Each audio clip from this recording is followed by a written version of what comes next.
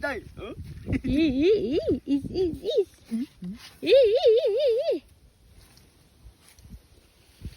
Inday. Hello mga Lods, maayong adlaw or magandang araw sa lahat. I-flex ko lang yung lugar namin. Ito yung tinatawag nilang Jutay nga Baybay diri lang sa Kinatarkan Island.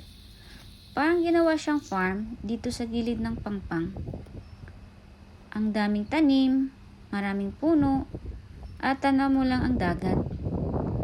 Presko ang hangin, masarap mag-relax.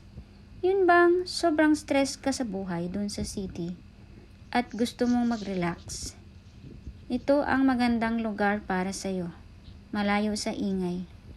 Ang sarap humiga sa ilalim ng mga puno habang nagmuni-muni at dinig mo ang hampas ng alon. At syempre para sulit yung pagpunta namin dito, naisipan namin na magdala na lang ng pananghalian. Kaya nag-ihaw kami ng karning baboy og naglitsyon mi og manok Bisaya. Dili na ka mamoblema sa kahoy kay naay daghan nga kahoy. Anyway mga Lods, alam ng may-ari na andito kami sa kanilang farm.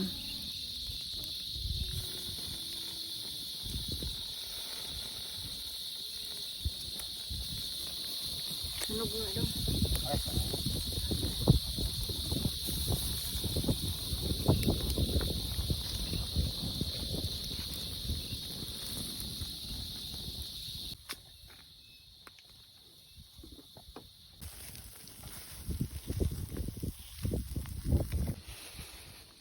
Tao na lang?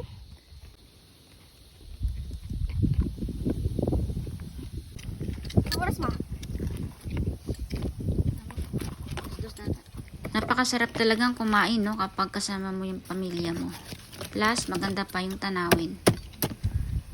Sulit talaga yung pananghalian. May ito tayo ang ano no? Native. Bisaya. Nga election ba? May tayo.